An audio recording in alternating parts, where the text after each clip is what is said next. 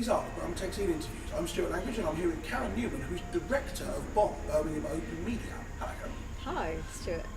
So we're here inside the Brum building, the Brum facility, I'm not sure what you call it. What is Birmingham Open Media? What's it here for? So Brum is a new space for art, technology and science, which opened in Birmingham just in November, so we're just over 2 months old. We're a creative collaborative workspace, so the focus of what we do is to offer creative practitioners working with technologies in really interesting ways, free workspace. So we have co-working spaces here, and we have open studios, so they're kind of flexible workspaces really for practitioners to be able to come and use and to do their own practice-based research and to collaborate with each other and to share skills. So that's the crux of what we do, but the building has various other spaces and facilities as well. So we have a gallery downstairs which generally will show the output of stuff that's being developed through the co-working kind of spaces, and also through our residencies and fellows that work here. And it'll be a space to test ideas and to engage the audience as participants while works are being developed. So it's a kind of fluid test platform, really, the gallery is, as opposed to a kind of white cube gallery space that shows a beautifully resolved body of work. It's a kind of more research and development space. It's an extension of the research and development spaces that we have here. So it's a window onto the process rather than an exhibition of the results. Yeah, exactly. So for the first exhibition we worked with the Chaos Computer Club, who are a big network of hackers, generally based in Berlin, but distributed across the world, mainly in Germany, but there's about 2,000 hackers, but a core group of hackers that we worked with in Berlin. And they worked with two Birmingham-based artists called Leon Trimble, who's one of our fellows, and Lily Wales, two artists from Birmingham. And so they collaborated together and shared ideas and developed new interactive artworks for the gallery, which are exploring the ways that biometric data is used and stored and can be misused. So they're kind of creative plays, really, with the idea of biometric data and its the kind of unsecure nature of biometric data as it's used increasingly in everyday life situations. I noticed downstairs you've got a couple of examples of that the CCC's own demonstration of, I forget who it was, the chap who runs national security for Germany. They managed to obtain his fingerprint and then put it on plastic and distribute it to 4,000 people. Yeah. And a fingerprint scanner attached to the wall, which would then broadcast it. Was that something that the people who built that themselves came here and set it up, or did you work with them to bring it back to Birmingham? Or? Yeah, we built it in the space. So all of the thoughts down there have been developed while they're here. But so the starting point for the exhibition was. So I went to Berlin and I met with various different hackers engaged in various different research over in Berlin, and so Starbug, who's also Jan Chrysler is his real name, had been researching the security issues with biometric data for like 10 or 12 years or something, and had obtained the fingerprint of Wolfgang Schäuble, who's the German minister for the national security of Germany. Kind of tracked him down at a bar having a glass of beer, and took the beer glass and scanned the fingerprint and then made these 4,000 copies of the lifted fingerprint out of latex and distributed it amongst hacker magazines. So 4,000 hackers around the world now have Wolfgang Schäuble's fingerprint, and they've continued that kind of research and sort of provocative experiments with fingerprints and retina scans, and looking at the kind of issues for public security if we're increasingly reliant on things like fingerprints, which can very easily be replicated. So Starbug, the hacker, came over to Birmingham and met Leon Trimble, one of our fellows, and Lily Wales, who's a conceptual artist here in Birmingham, and they kind of worked through many ideas of what they might do and came up with the idea of this fingerprint reader that we got and made a little box for, put it onto the wall. So now we collect the fingerprints of visitors. We brought Starbug over to England in the springtime, just after he hacked the iPhone 5S 2 days after its release last year, just to prove again that fingerprint security isn't safe. And he's been working with two artists, Leon Tribble, who's one of the Bomb Fellows, and Lily Wales, a conceptual artist here in Birmingham. And they kind of thought about what they could do together, what they might do, and they created several different interactive projects. One of which is a fingerprint sensor, so it takes a scan of visitors' fingerprints in the gallery and then collects them into a big database of fingerprints, which we won't actually do anything with. It's more of a kind of playful. Makes people nervous to give their fingerprint in the gallery and then kind of think about what we might do with it. It made me slightly nervous, I have to say, looking at it. Yeah, we'll just destroy it at the end of the exhibition. But you know, you leave your fingerprints everywhere all of the time, so you absolutely do. There's nothing, particularly more nerve-wracking about putting your finger on a sensor there as there would be to opening any door, for example. But yeah, there's a body scanner, something that kind of takes a fake body scan to show you different things that are hidden inside your body. Did you do that one? I didn't do that one. Okay. No, I'll I show you played that with the one. fingerprint one. And then we had a different hacker that came over from Germany called Jan Chrysler, not Jan Chrysler, it's called Mirko Vogt, and he is a kind of, he's a kind of Wi-Fi specialist, I guess. He's very good at hacking into Wi-Fi networks. So he used some software called DriftNet, which enables you to basically spy on what your neighbour's looking at on the internet if they're looking at unencrypted websites, which many websites are these days.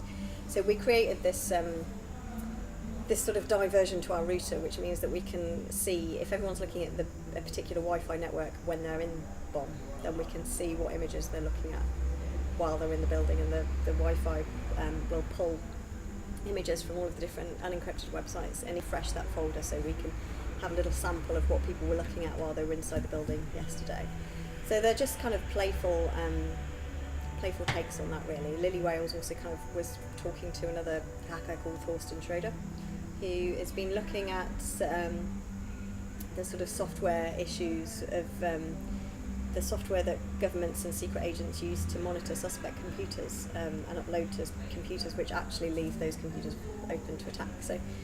So they were kind of looking at that, and Lily made a kind of really playful response to this, and created a really nice kind of visual piece which illustrates that idea. So people in Birmingham itself, I mean, you're working with something like the CCC to do a big exhibition like that, but people over here, is the intention that people will come and do some kind of long-term project and become a fellow of Brum, or is it something where someone can just drop in, do a day's work and then never come back again? It's a real spectrum. So we are a kind of, the cafe functions as a sort of informal drop-in co-working space that we get a lot of people coming in and working here daily that we kind of get to see and meet, and or just drop in and work and go away.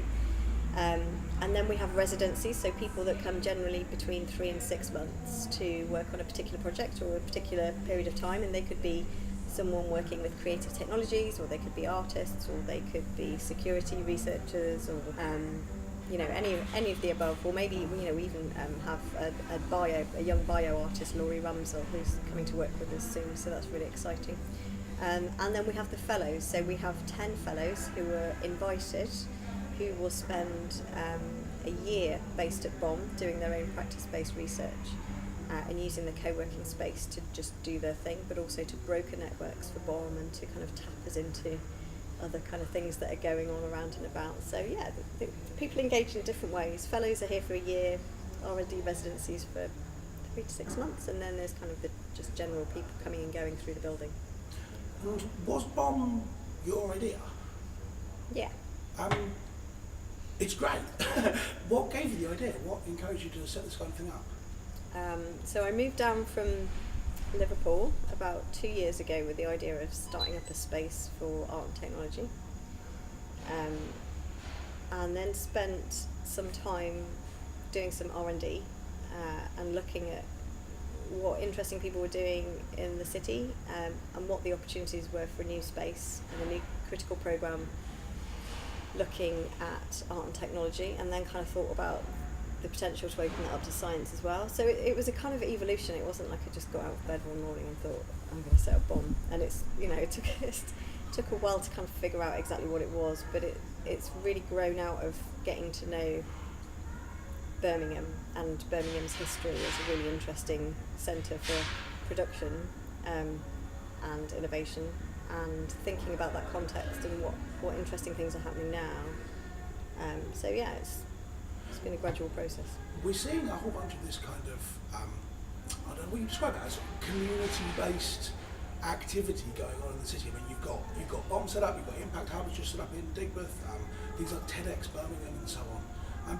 Where do you see Brum as just an inevitable of that, or do you want to be kind of leading that charge? Or? It's really nice that you mentioned Impact Hub, because I love Impact Hub and feel super excited that that's happening in the city. But I think it's a recent thing that there are these kind of massively so. social communities, or socially driven communities with a kind of creative agenda that are setting up in the city, and I think there hasn't been anything like that for quite a long time. There's a great artist run scene and developed visual arts scene in Birmingham, which has been thriving for a long time, but this feels like quite a special time at the moment. So hopefully Brum and Impact Hub will inspire and support other community-driven spaces as well. That we really want to be able to do that. Well, fingers crossed, certainly. Two more very brief questions. Yeah. The first one is, who else is there who you think I should interview? Who should I go and talk to next? So all of the fellows at Brum, of which there are 10. So yeah, your next 10 interviews. We've got some really amazing. Keep going for 2.5 months. That's fabulous. Yeah, I mean, it took a long time to kind of it took a while to research like who was doing interesting stuff around Birmingham. So Leon Trimble, who's one of our fellows, is a VJ and creative technologist who works across media, doing immersive projections and projection mapping and motion tracking kind of stuff. Really interesting, moving into theatre and performance, and he also is one of the Chaos Computer Club hacker members. You should also talk to Nikki Pugh. You talked to Nikki Pugh yet? She's a really great artist exploring the interaction of people and places through technology. So she's just developing a set of creatures at the moment which respond to radio waves in the urban environment.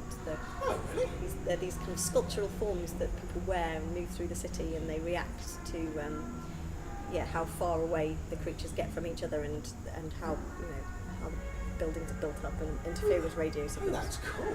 So she's super interesting. She also is one of the founding members of the FizzPop space, which you should also go and see. Gareth down there and what they're doing, because they're doing great stuff and have been for some time. And the other founding member of FizzPop is Antonio Roberts, who's another one of our fellows. So he's a kind of pioneer of glitch art in Birmingham, who's actually making a new body of work around image copyright and misuse in remix culture. So he's really, really interesting. He's just been commissioned by Tate to make a new piece of work for them, and he's in the Birmingham Art Show at Eastside Projects at the moment, so he's great. Marvellous.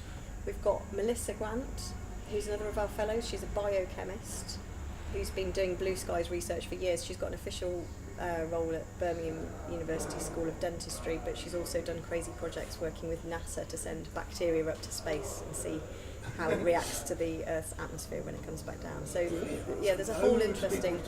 Yes. And my final question, what's your favourite biscuit? Chocolate. Is there any other kind? Easy answer. Marvellous. So thank you very much from here in Brum. Thank you very much, Karen Newman. Okay, thank you.